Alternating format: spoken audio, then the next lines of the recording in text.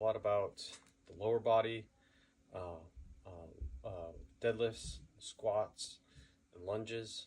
We talked about a lot with the upper body, push, both horizontally and vertically, and upper body pull, horizontally and vertically. And so the last thing we're going to talk about here is the core, right?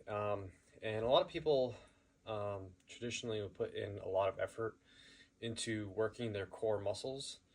Um, Obviously, I think most of that is just due to the fact that people like to have a nice looking midsection. Um, and so they do a lot of exercises that will target that area in order to hope to really benefit that uh, aesthetic appeal. And so, in reality, though, so many of the exercises that we have already talked about, actually, pretty much every single one we've talked about, involves your core, right? And you're using your core muscles when you are doing those movements. So you're constantly working your core, um, doing all these exercises. So to do a ton of specific core work is not really necessary for most people, honestly. You can do it if you like if you love doing sit-ups or crunches or, um, you know, whatever your favorite core exercise is. Um, you can go ahead and do that. But for me personally, I do very little specific core work, and my midsection looks perfectly fine. And that's because, when you deadlift or you squat or you're lunging or you're rowing or you're pushing, like you have to use your core in order to do those movements properly and to lift heavy weights. If you're not using your core, your form is going to be bad, right? So you're always using your core muscles. One of the aspects of the core that doesn't get a lot of attention and doesn't get worked so much in um, those movements is rotational. So moving your core side to side, right? So in none of those movements, exercises we're doing, are we kind of rotating our body and providing resistance to that rotational forces. So I do like to incorporate some form of anti-resistance type of exercise into training programs for that purpose, right? To work the other aspects, the other muscles of the core. Because having a strong core is not just having a strong core so you can stand up solid and do movements in front of you or behind you or whatnot, but to actually move your body side to side and to twist, because that's something we do every day, right? You're turning behind you to do something or whatever. You're going to twist around and be able to have that strength and functionality so that when you twist like this, your body is still strong enough to stabilize everything else that's going on, right? So there are two movements that I really like for this anti-rotation type of core exercise. And the first one is called a peel-off press. And so this is very simple. It doesn't require a lot of equipment. In fact, all you really need is a band, a resistance band. And so you could also use a cable machine if you have access to that at your gym. But if you're working out at home, you don't have a cable machine or something like that, or you're just traveling with your bands and you bring your bands to your gym, either way, you just need a band and an anchor point. An anchor point could be anything. It could be a post. It could be a very heavy dumbbell. It could be a rack. Like in this example, I have my band attached to my squat rack. Just anything that's very stable that you can loop the band through and attach, right? So I have my band here attached to my squat rack. And all you're going to do is take the band in the hand, one of your hands. You're going to pull it out. So there's a decent amount of tension.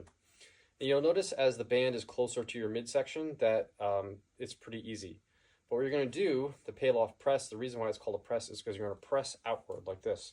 And as you move the band further away from the center of your body, the harder it is to resist turning, right? So I want to turn like this, but I'm resisting that with my core, keeping my core stable and pushing in and out. And so as I extend my arms, that it becomes harder and harder for me to resist that movement. Because right now I'm just trying to use my arms to stabilize that. Where here I have everything close. I'm nice and centered to the center of my body. It's very easy to hold. As I get out here, it's very hard. And that's great. You want to do that on both sides. So you can flip around, grab the band with the other hand, and do the same thing like this. Okay. Like I said, you can use a band. You can use a cable machine if you have access to that. Now the other movement I like for rotation and core work is a landmine rotation. So a landmine is just an attachment. You can slide your barbell into it. It's like a sleeve that goes around the attachment. Slide the barbell into that. If you don't have one and you have a home gym, they're very cheap pieces of equipment to buy, and they are very functional, and you can do a whole bunch of exercises with them. We already saw it once with the overhead press. I think I demonstrated that as well. But they can be used for a variety of different things. And so if you don't have one at home, I suggest you get one. You can get one that attaches to a rack. You can get one that attaches to plates. In the easiest way without actually buying one is to stick the barbell in a corner of your room. You can stick it in a corner just so it's anchored somewhere. Most gyms have them as well. They're usually attached to, like I said, squat racks, for example, or they might be their own separate piece of equipment in some cases. But anyways, it's very great. But one of the exercises I really like with the landmine is to do rotations with it. So basically, you're going to put the barbell into the landmine and then add whatever weight you want to that barbell, or no weight at all if you don't need any weight. And you're going to pick the barbell up. You're going to hold it kind of chest height, right in front of your chest like this. And then you're just going to twist from side to side. So lowering your hands down to your side while not turning your core, not turning your body. And then go to the other side. And as you lower, it becomes harder and harder to resist that twisting motion. And you really feel your core work to stabilize as you lower that weight from side to side. And so that's a really good motion to work that anti-rotation muscles in your core. It just really engage the entire core as you do this.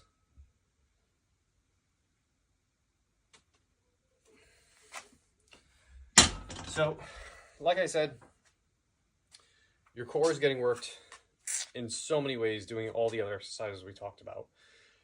So you don't really have to do a ton of core work to have a good looking midsection. In fact, the best way to get a good looking midsection, the thing that I heard someone say is I think is incredibly true, is everyone has a six-pack, right? Just how much fat you have on top of that, right? That's really what it boils down to. Not that having fat in your midsection is a bad thing per se. Like if you don't have a six-pack, I'm not saying that there's something wrong with you. You have to get very lean in order to get there most of the time.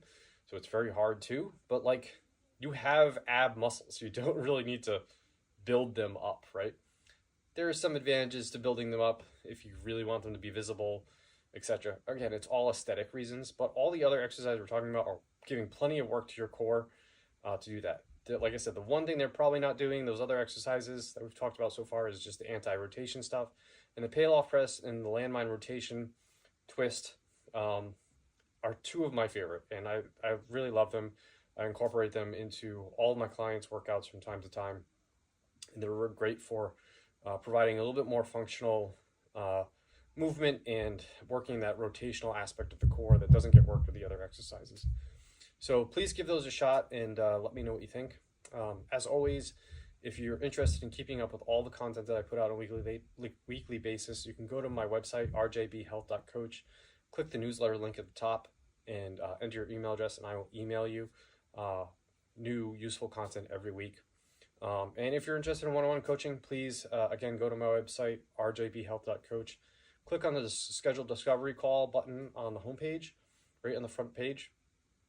And you fill out the form, and that will send me an email, and I'll get back to you, and we can talk a little bit more about coaching. With that,